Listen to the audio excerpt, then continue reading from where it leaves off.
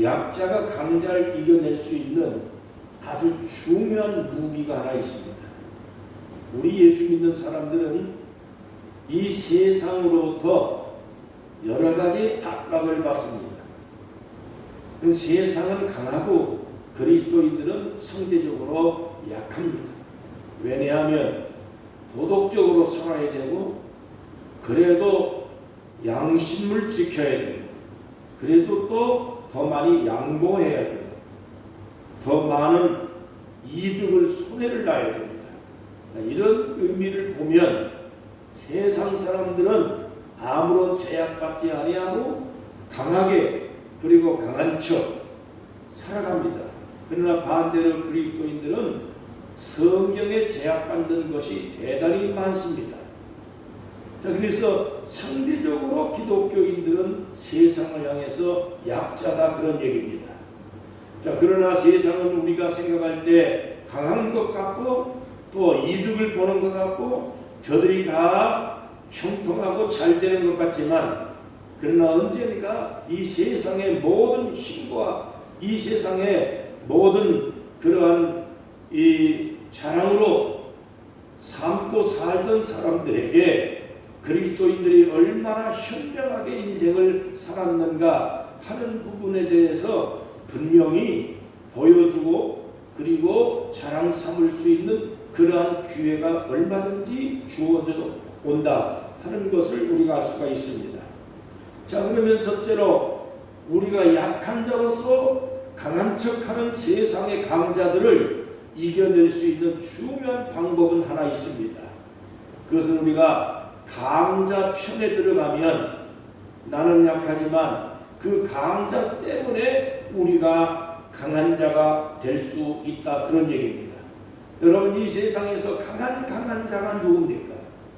이 세상의 모든 강자보다 더 위대하고 강한 분은 하나님밖에 없습니다.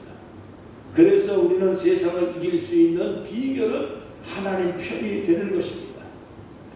우리 목사님들이 지역에서 가끔 가다가 모여서 족구라고 하는 그런 운동을 합니다.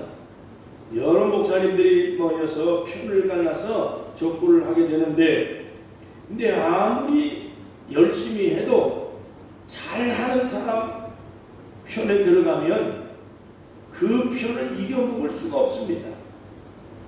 그래서 그 사람, 강한 사람, 잘하는 운동을 잘하는 목사님이 있는 편에 들어가려고 많은 목사님들이 애를 씁니다.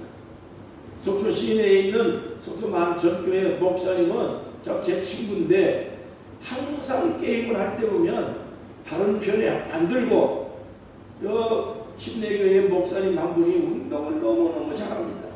근데 그 목사님 편에만 들어가면 백전백승합니다. 그러면 목사님들이 반드시 그 목사님 편에만 들어가려고 그럽니다. 거기만 가면 이깁니다. 여러분, 우리가 이 세상에 사는 방법이 바로 그렇습니다. 가진 것이 없고 못나고 또 우리가 부족한 것이 많습니다. 우리가 아무리 약한 사람, 아무리 불합리한 상황 속에 있다 할지라도 예수님 붙들면, 하나님 편에만 서면 우리는 강자가 되고 세상을 이겨낼 수 있는 그러한 여러분 승리자가 되는 줄로 믿습니다. 박정희 대통령 당시에 육군 주요 지휘관들을 모아서 위로 만찬을 하는 기회가 있었습니다. 강원도 철원 쪽에 있는 27사단장 나이필이라는 중장이 있습니다. 근데 이분은 세문안교회의 장로님이십니다.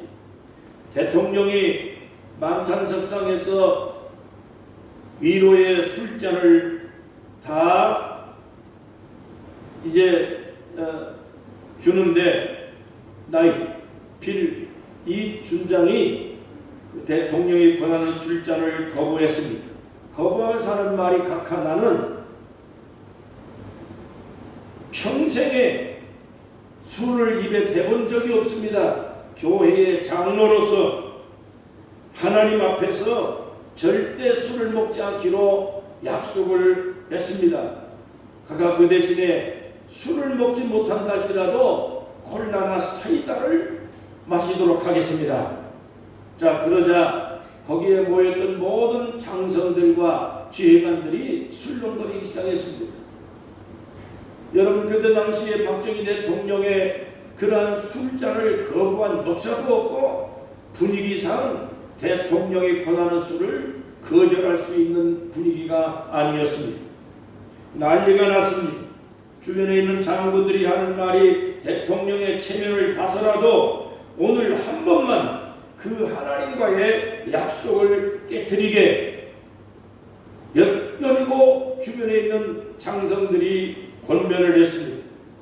그러나 그럼에도 불구하고 나이필 장군은 끝까지 대통령의 술잔을 거부했습니다. 그 다음날 나 장군은 옷 벗을 각오를 하고 있었습니다. 그러나 오히려 별을 하나 더 달고 육군본부 작전참모부장으로 영전이 됐습니다. 3군 사령부 창설부대장으로 옮겼습니다. 그리고 육군대학교 총장으로 다시 자리를 옮겼습니다. 그럴 뿐만 아니라 비상기획위원장까지 했습니다.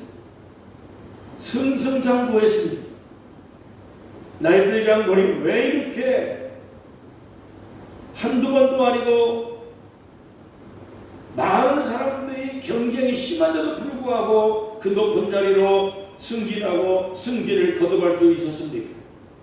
박정희 대통령이 술잔을 거부하고 돌아서는 그 지휘관 회의에서 나이필 장군이 하나님과의 약속을 지키기 위해 그 서슬퍼런 박정희 대통령의 술잔을 거부한 역사도 없는데 거부하는 것을 보면 저 친구는 어느 곳을 맡겨놔도 어느 곳을 보내놔도 믿을 수 있는 사람, 신뢰할 수 있는 사람이다. 눈에 보이지도 아니하는 하나님을 섬기기 위해 하나님과의 약속을 지키기 위해서 그렇게 술잔을 거부할 정도로 믿음의 사람이라면 어느 부서에 가서도 신뢰할 수 있는 사람이라고 그렇게 얘기하면서 막중한 직무를 맡겼다는 그런 얘기였습니다. 여러분, 하나님 편에 서시기를 바랍니다. 하나님이 내 편이 되어 주신 것입니다. 사람 편이 들어가면 그냥 상황을 모면하기 위해서 일시방편으로 여러분 우리가 세상을 여러분 붙잡으면 결국에 세상으로부터 하나님으로부터 우리는 절대로 도움을 얻을 수가 없습니다.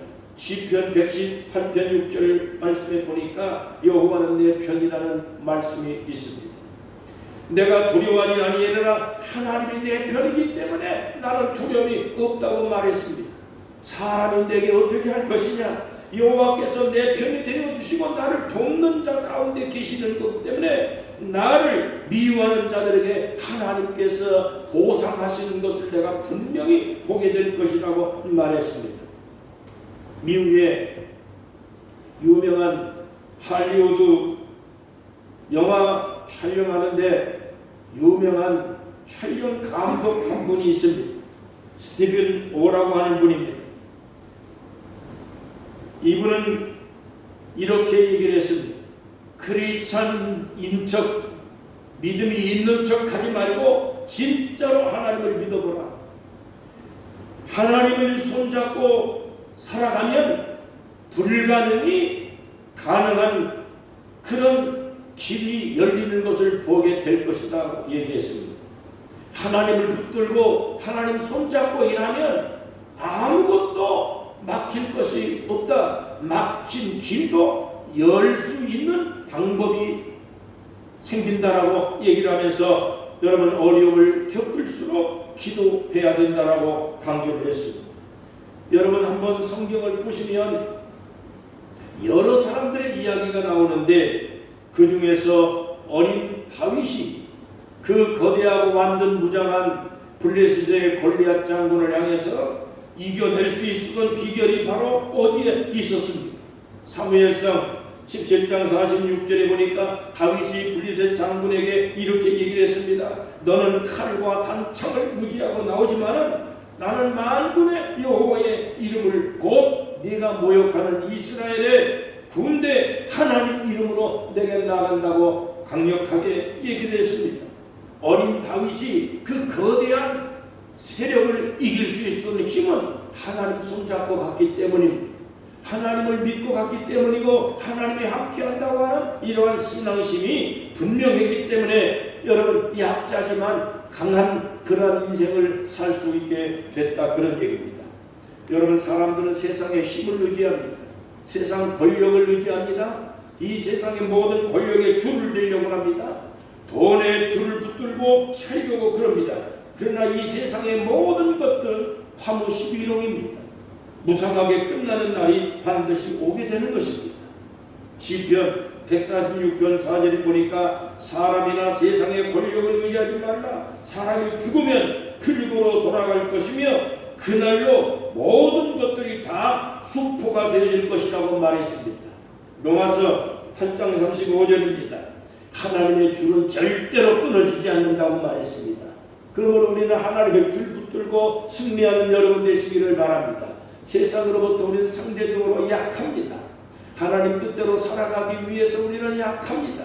많은 사람들에게 공격을 당합니다. 세상으로부터 많은 그러한 곤욕을 치르기도 하고 오해를 받기도 하고 손해를 얻을 수밖에 없는 약자들입니다. 그렇지만 세상으로는 약자 같아도 우리는 하나님을 백그라운드로 삼고 살고 있기 때문에 우리는 세상을 이겨낼 수 있는 강자로 살아가고 있는 것입니다. 하나님 손잡고 승리하는 삶을 살아가기를 주의 이름으로 축복합니다. 두 번째로 세상을 이겨낼 수 있는 방법, 두 번째 비결이 있습니다. 여러분, 우리는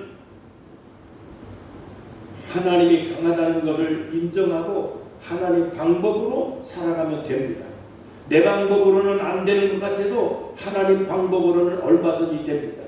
내 방법으로 하고 내 지혜로 내 힘으로 하려고 하니까 그것이 안 되고 벽에 부딪히고 어렵고 고난을 겪는 것이지, 여러분, 하나님의 방법으로는 못할 게 없습니다.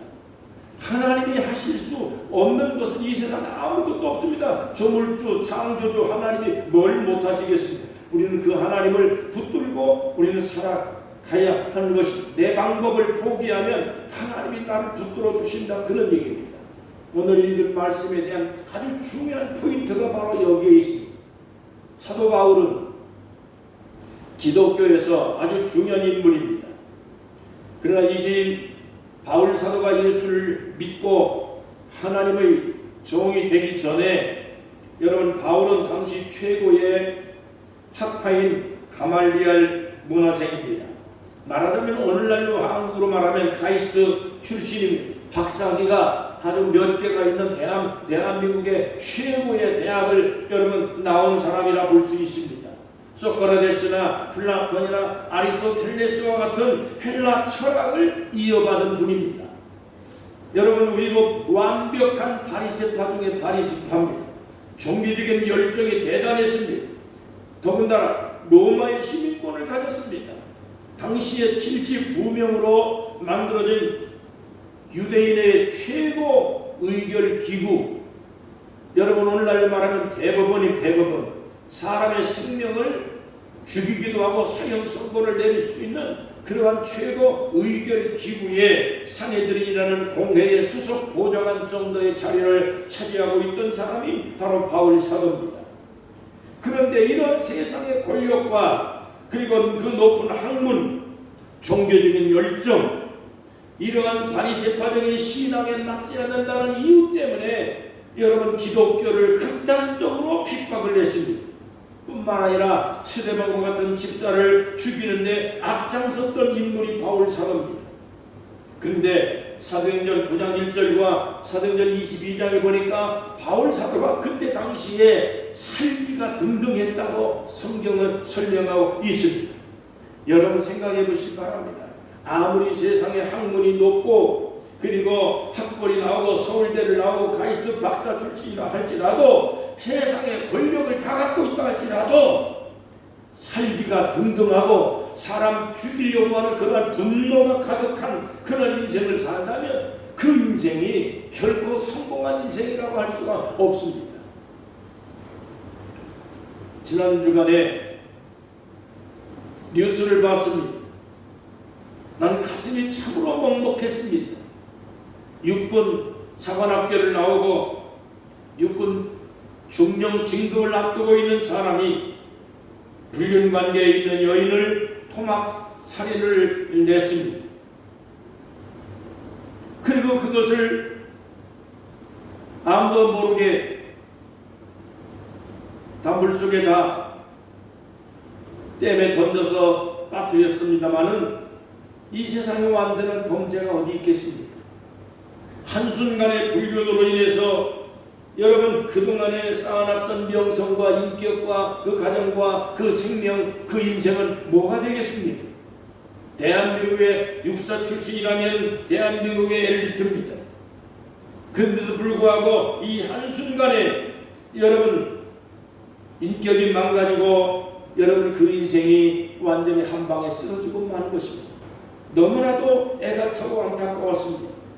여러분 이 세상에 그야말로 누가 그러더라고요. 세상에 성공하기 위해서는 돈 여자를 조심해야 된다 그랬습니다. 멀쩡한 여자도 여러분 문제가 많지만 더군다나 돈 여자 좋아해서 여러분 멀쩡하게 살아갈 사람이 어디 있겠습니까? 한순간에 넘어지는 것입니다. 성경에 보니까 솔로몬도 쓰러졌습니다. 삼손도 돈 여자에 쓰러졌습니다. 다윗도 결국에는 여인에게 쓰러졌습니다. 그래서 하나님께서 사도 바울에게 몸에 가시를 박아 놓았다 그랬습니다. 역사의 사람들은 말하기를 바울 사도가 간질에 걸렸다고도 하고 안질에 걸렸다가도 그렇게 얘기를 합니다. 안질이든 간질이든 간에 어쨌든 간에 바울 사도는 건강이 좋지 못한 겁니다. 건강상 좋지 못하니까 공무집행을 할 수가 없습니다. 건강이 좋지 않으니까 자기의 권력대로 살 수가 없습니다. 돈은 돈대로 여러분 돈의 힘을 발휘할 수가 없습니다. 그렇기 때문에 이 세상에 사는 날 동안에 무엇보다도 우리는 건강관리에 힘을 써야 됩니다. 건강하지 못하면 이 세상의 모든 걸 다 잃어버립니다. 아무리 세상 것을 다 가졌다 할지라도 건강을 상실하게 되면 그 순간부터 여러분 우리는 정말로 아무것도 할 수 없는 그러한 처지에 빠지게 되는 것입니다. 저는 내경색이 오래전부터 왔습니다. 그래서 지금까지도 내경색에 대한 이야기를 복용하고 있습니다. 건강관리에 엄청나게 신경을 쓰고 하고 있습니다만은 건강상 문제가 생기고 하니까 목회에 집중할 수가 없었습니다. 그래서 저는 빨리 은퇴를 선언을 하고 건강관리를 신경을 써야 되겠다고 생각을 하고 그래서 목회를 제대로 마치지를 못하고 빠른 시일 내에 은퇴를 하고 후임자를 결정을 해놓고 제가 이렇게 보유에 와서 하나님께서 목회를 완전히 끝내고 쉬지 말고 네가 할 일이 있다 생각을 해서 보유에 여러분 교회를 세우기까지 하나님께서 다시 또 이렇게 복음을 전할 수 있는 기회를 또 주셨습니다. 몸이 연약하니까 아무것도 할 수 없습니다. 열정도 떨어지고 그리고 모든 의지도 약해지고 아무것도 할 수 없는 그러한 상황에 빠져 있습니다. 사람들은 이 세상에서 아무리 훌륭한 그러한 업적을 남기고 그러한 자리에 위치에 올라갔다 할지라도 몸관리 잘못해서 여러분 한순간에 아무것도 여러분 희망을 잃어버린 이러한 삶을 살아가는 사람들이 상당히 많이 있습니다. 바울 사도는 최고의 학벌을 갖고 있는 사람입니다. 당시에 바울 사도와 같은 인테리어를 구할 수가 없습니다. 바울 사도는 로마의 권력을 갖고 있습니다. 사내들은 공회의 회원이라면 이건 보통의 권력이 아닙니다. 로마의 시민권까지 가졌습니다. 요즘에도 미국 시민권 얻기가 세상에 그렇게 어렵다고 하는데 당시 로마 시민권은 이거는 하늘의 별따기 어렵습니다. 그런데 그 로마 시민권자입니다. 바리새파 중에 바리새파입니다. 여러분 종교적으로 열정은 대단한 사람입니다. 프라이드가 보통이 아닙니다. 그런데도 불구하고 그러한 세상의 권력과 힘과 능력과 그것을 가지고 살기 등등하게 남을 비판하며 죽이는 데 앞장서고 여러분 그렇게 살던 바울 사도였습니다. 그러나 몸이 아프니까 아무것도 할 수 없습니다. 하나님 앞에 엎드렸습니다. 하나님, 내 이 몸을 고쳐주십시오. 병을 고쳐주십시오. 간곡한 마음으로 계속 기도했습니다. 그런데 하나님께서 응답이 왔으니, 야, 나는 너의 병을 고쳐줄 수 없다. 그게 있어야 네가 타락하지 않는다. 하나님의 응답은 바로 그거였습니다. 고린도후서 12장 9절이 내 은혜가 내게 족하다. 그 병으로 인해서 네가 고통을 겪고 있어야만이 너가 잘난 척하고 네가 세상에 있는 모든 권력과 네가 갖고 있는 그 모든 세상의 힘을 그것을 의지하지 아니하고 약해지고 겸손해지고 그래서 자만심 버리고 네가 살기 등등하게 그렇게 인생을 살지 않을 것이다. 하나님께서 바울 사도에게 말합니다. 내 은혜가 내게 좋게, 그리고 내 몸에 있는 가시가 너를 온전한 사람으로, 너는 오히려 강한 사람으로 만들어 줄 것이라고 이 얘기를 말씀을 하셨습니다. 사도 바울은 이 말씀 앞에 무릎을 꿇었습니다. 그렇게 믿고 자랑하고 그렇게 의지하였던 그런 세상의 모든 권력과 지성과 물질을 완전히 다 배설물처럼 버리기 시작을 했습니다.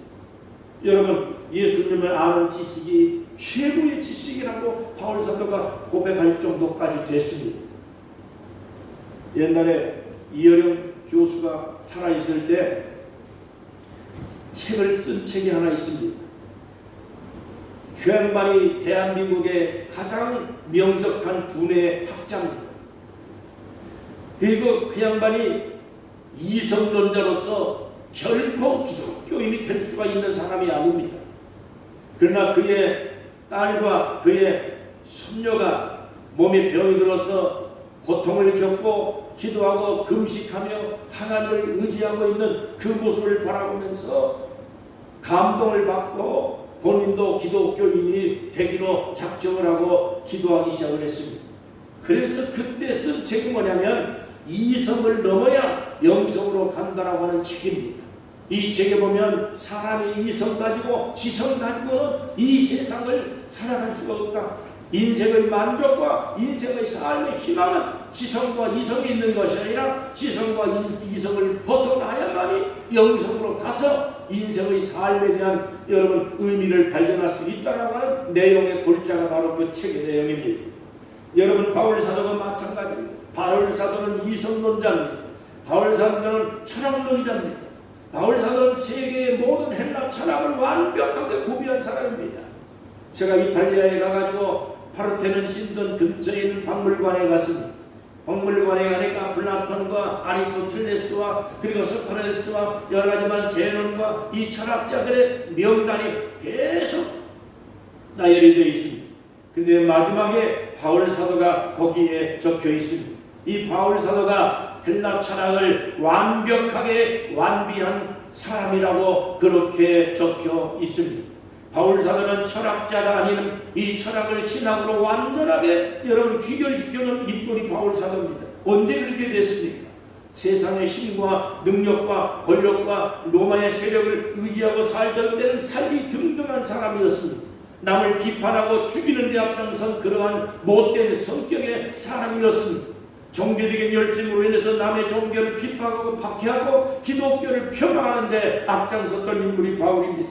그러나 그가 병들고 예수님을 영접한 이후에 삶이 변합니다. 자기가 알고 있던 학문이 제한되어 있다는 것을 발견하게 됐습니다.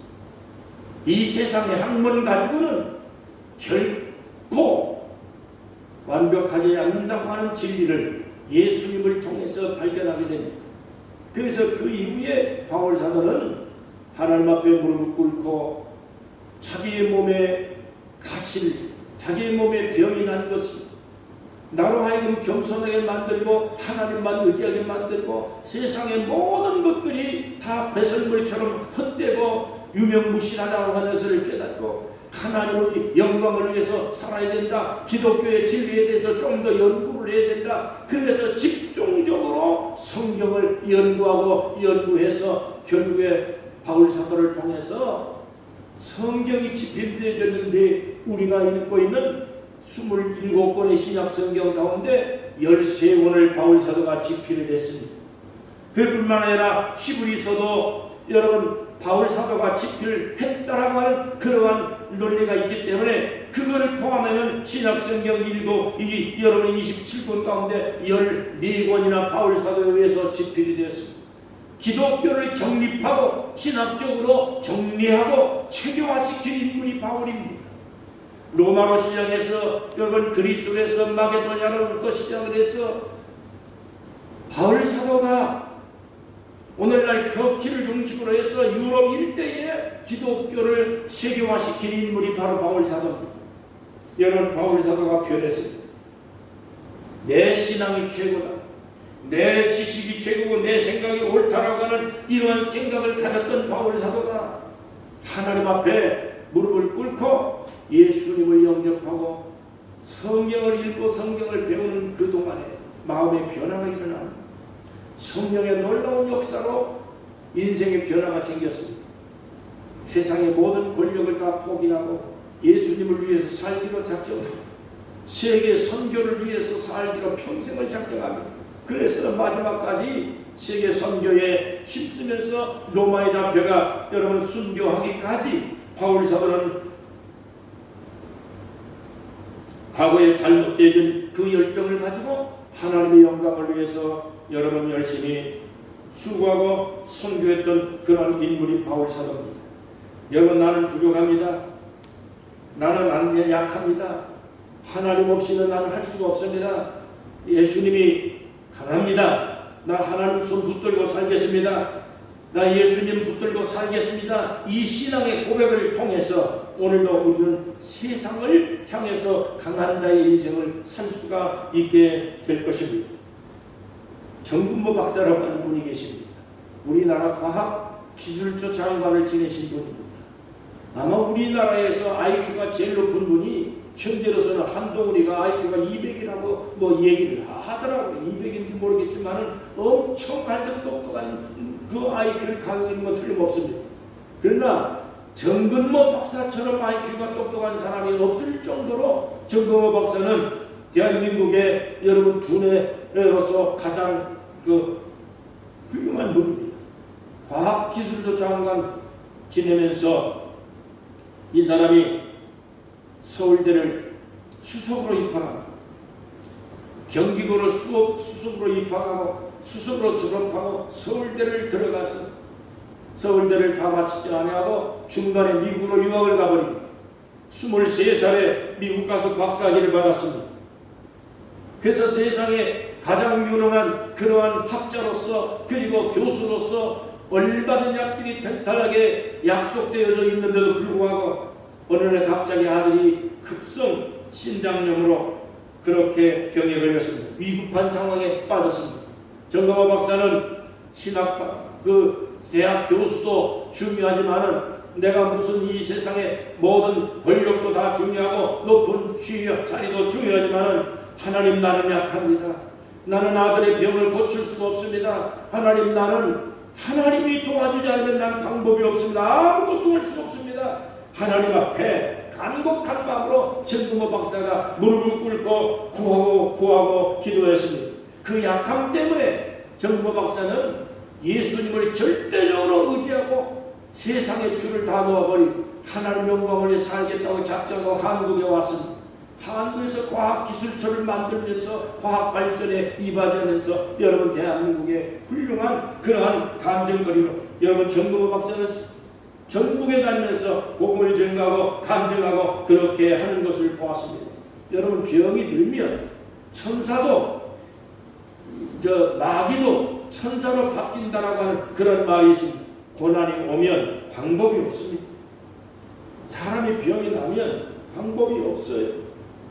그러나 중요한 게 하나 있습니다. 하나님 나는 부족합니다. 나는 연약합니다. 하나님을 만나는 기회로 여러분 연약한 그 당시를 하나님 붙드는 통로로 기회로 삼으시기를 바랍니다. 내가 연약할 때는 하나님이 나의 연약함을 통해서 하나님을 의지하는 그 사람을 통해서 하나님 영광을 위해서 무엇인가 계획한 뜻이 있고 하나님이 도구로 사용할 계획이 다 세워져 있습니다. 이게 은혜입니다. 기독교인은 이렇게 살아가는 겁니다. 세상의 힘으로 세상을 제압하는 게 아닙니다. 복음도 내가 전해보니까 자존심 상해서 전도할 때 참 속상할 때가 많아요. 그 많은 사람들이요, 어떤 경우는 전도해보니까 힘을 뱉어요. 전도지를 막 없애버려요. 핀자를 주고 큰 소리로 욕을 하고 막 그래요. 그 자존심 상해요. 내가 세상에 어떤 인물인데 내가 최대한 당신보다 더 많은 교육을 받은 사람이고 내가 그래도 많은 사람들이 존경하는 사람이고 그리고 내가 그러하게 목사요 성직자인데 어떤 때는 막 배리 꼴리고 마음이 아프고 속이 상하고 이해되나? 그래서 교회에서 내가 회의를 하다 보면 장로님들도 막 속색일 때가 많아요. 성도들도 아주 막 힘들게 할 때가 많다. 그러면 어떤 때는 그냥 가서 좁히고 싶은 마음이 막 생긴다. 이게 세상의 힘을 가지고 세상의 힘을 제압할 수는 없잖아요. 그렇기 때문에 자존심을 내려놓고 마음을 내려놓고 다 비우고 하나님 나는 못해요. 나는 할 수가 없어요. 하나님밖에 없어요. 하나님 붙드니까 어느 순간인가 잠언 24장을 하나님께서 내게 말씀을 갑자기 주시는데 보니까 내가 환난날에 낙담하면 내 미약함을 보이는 것이다 라고 하는 말씀이 주어지더라고요. 그래서 내가 마음속에 용기 냈어요. 나는 연약합니다. 내가 힘으로 싸울 수가 없어요. 하나님 나의 힘이 되어주세요. 날 도와주세요. 나의 힘은 주님밖에 없어요. 주님 손잡고 여러분 오늘까지 인생을 살아왔습니다. 그리고 그렇게 복음을 전하고 오늘까지 살아오는 것입니다. 여러분 하나님 손잡고 살아갈 수 있기를 주 이름으로 축원합니다. 기독교의 역사를 잘 살펴보시면 기독교 역사에서 하나님이 쓰시는 인물들 그리고 세상에서 유능하게 된 사람들은 전부 다 연약함을 다 갖고 있어요. 약한 것 전부 다 갖고 있어요. 그렇기 때문에 우리도 약함을 받을 때 어려움을 받을 때 힘든 일을 만났을 때 속상한 일을 만났을 때 세상 줄 붙들고 해결은 안 됩니다. 주님 손잡고 주님 기도하고 하나님의 은혜 가운데서 여러분 해결을 하고 승리하고 그렇게 될 줄로 믿고 여러분 나아가시기를 주 이름으로 축원합니다. 상처가 진주를 만든다는 말 있잖아요. 그렇기 때문에 지금 내가 겪고 있는 아픔은 상처는 하나님이 나를 진주로 만들고 있다 그런 생각을 가지시고 승리하는 여러분 되시기를 바랍니다. 하나님 한편이 되십시오. 하나님 손잡고 살겠습니다. 기도하면서 여러분 나아가서 이 여러분의 약함이 여러분의 겪는 현대의 모든 상처가 그리고 속상함이 어느 순간인가 진주가 되는 날이 올 줄 믿습니다. 큰 역할을 감당할 수 있는 그런 자리로 하나님 올려줄 날이 올 줄로 믿습니다. 담대하게 승리하는 여러분 되시기를 주 이름으로 축원합니다. 하나님 아버지 감사합니다. 오늘도 이 귀한 날에 보유 리조트에 와서 예배할 수 있는 복된 은혜를 주시니 감사합니다. 나의 약함은 주님의 강함이고 나의 부족함은 하나님의 더한 승리입니다. 사랑하는 주의 백성들에게 하나님의 놀라운 축복과 은혜와 믿음과 담대함을 주셔서 세상 어느 곳을 가도 주눅들지 말고 담대하게 승리하는 주의 백성들이 되게 하여 주옵소서. 예수님의 이름으로 간절히 축복하며 기도하옵나이다. 아멘.